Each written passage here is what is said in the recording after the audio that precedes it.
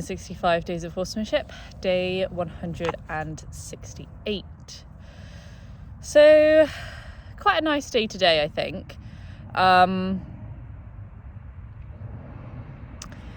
Yeah, I was able to play with Lawrence a bit in the field. He was quite interactive with me today, actually. There's quite a lot of grass in the field he's in. We were kind of playing while he was grazing, but there were quite a few nice moments and he was quite interactive.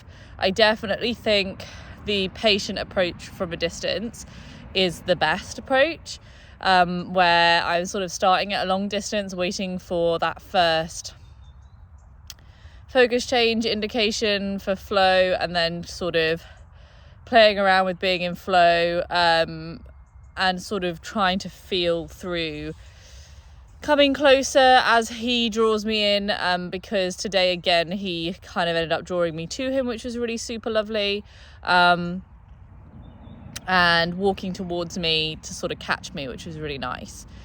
We played a little bit then around different places to touch, which were better than they had been, which I was happy about, because a couple of days ago I was quite, I wouldn't say concerned, but I was aware that the previous 2 days when he had been resting, when I had gone to touch any part of his barrel, it had been like a strong no with the ears back. And even though I was happy that he felt that he could express that to me, I obviously didn't want that to progress. It's interesting, I think with Lawrence I can really feel a difference between like different contexts, like our relationship and the things that he's willing to do are different based on, you know, the time of day, whether he's sleeping or whether he's grazing, or whether it's dark or light or cold or warm or wet, or any of those things like really influences him.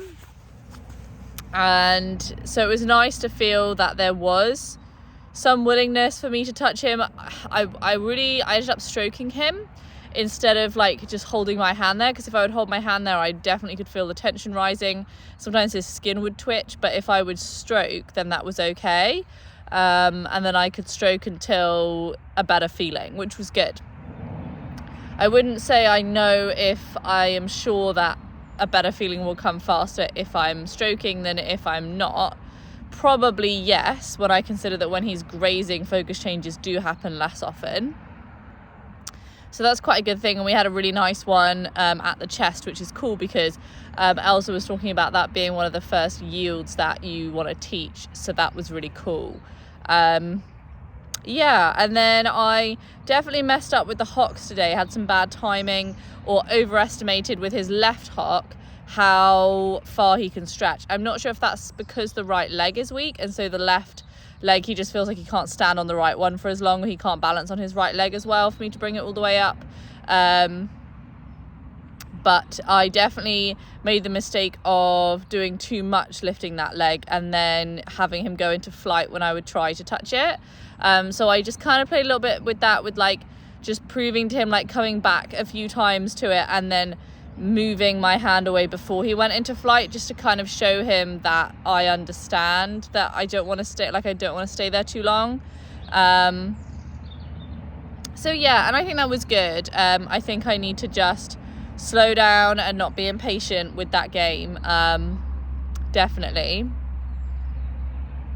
But he was quite willing to pick it up for me, which was nice. So I think as long as I don't mess my timing up now at this point, we should be good. But I think it's about, you know, I need to keep trying, and not just run away from it from fear of, you know, doing it wrong or messing it up. But also I need to just be really aware, I think, of reading the horse that turns up rather than the horse I want to have, you know, and working with what he tells me, like continuing to play with the concept and just working with what he tells me. So it was a good session. I went to Mija and initially I actually did one of her plats, because I kind of wanted to stay in supportive leadership. As I came up closer, I started again from a distance. And then as I was walking in supportive leadership, I came up close and she touched her nose to my hand, and so I stayed there, and then I decided to do one of her plats just to kind of like be there, be supportive while she's eating. That went well, it was nice. And then I halted her, which followed the same pattern as usual, and that did feel quicker today. That I would put that pressure on, and when I'm haltering, I just have this intention that I'm putting the pressure on until something changes, because I think that way she associates that pressure with feeling better, because as soon as I put that, that pressure, then I stop that pressure as soon as she does anything else other than grazing, whether that's looking at the herd or this or that, whatever. And even when she goes into flight, she doesn't walk that fast, so she doesn't walk for that long, and then after she finishes walking, she'll stop and look around. So that's a good ending to the flight. I think if it was worse flight than that, I think I would need to make different choices, but as it is, I think it's working quite well. And quite quickly, she then stopped and I was able to halter her, which was cool. And then I did my let's walk around the fence and check for mountain lions together, which is what I'm kind of like, because I feel like I really need like a justifiable purpose to anything dominant that I'm asking her to do, in order to feel like it's something I can reasonably ask from her. So that's kind of what I'm like saying to myself about that, for sure. That was challenging, but I felt good about it. It was interesting how difficult it was. I definitely find myself getting bored much more easily with the dominant training, because I can see, I think it's just not wanting to commit to the consistency. Like everything, I just find having to be consistent with something really boring. But I think that actually I make a mountain out of a molehill with it, and actually if I just did it, it would be fine.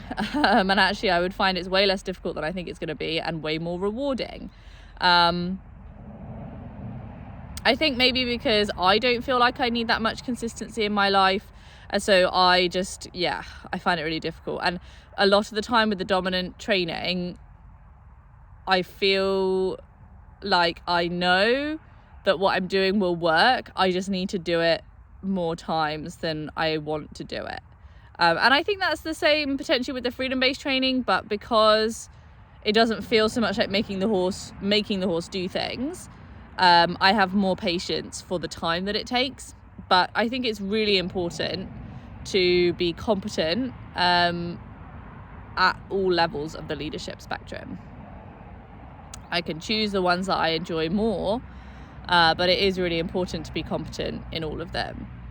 So it was good. Definitely the herd was quite excitable. I was playing in her field. I didn't come to the playground because Lawrence's herd are in the playground, and I just didn't want other horses in there. Her own herd were playful enough at the time I happened to come today, so that was challenging. Anytime they would like run near her, she would like freak out.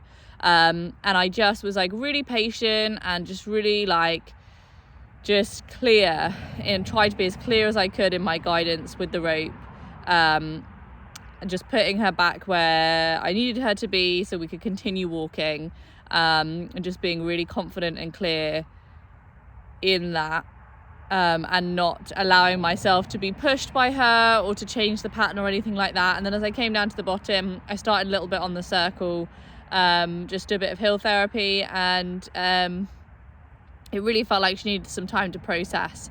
So we had a little processing moment together, and she had such a nice lick and chew, and so I decided that was a good place to end the session. I would have liked to have done a bit more hill therapy, but it just felt like a good place. And I think also it's good for me to enjoy what I'm doing and to stay consistent within my enjoyment of the session as well. And I think I was getting tired of being dominant, she was getting tired of being dominated, and so it was a good opportunity for me to take the halter off and then have those 5 or 10 minutes to spend with her in flow grazing, just watching the other horses play and just being present. She started to smell some of the grass, and so I took that as a good moment to leave, and I was really happy with that. So yeah, all in all, I think it was a good session. Yeah, like always, it's consistency. Ben Atkinson is someone who has really great consistency, and he gets really good results from it, and I think I need to tap into a little bit of that mindset myself. in a lot of ways, I think, in my life and with my horses. I need to get myself into a rhythm, into a routine, into comfortable with that consistency, comfortable with not needing never-ending variety, never-ending excitement, never-ending change. I need to get comfortable with more consistency on the journey to change.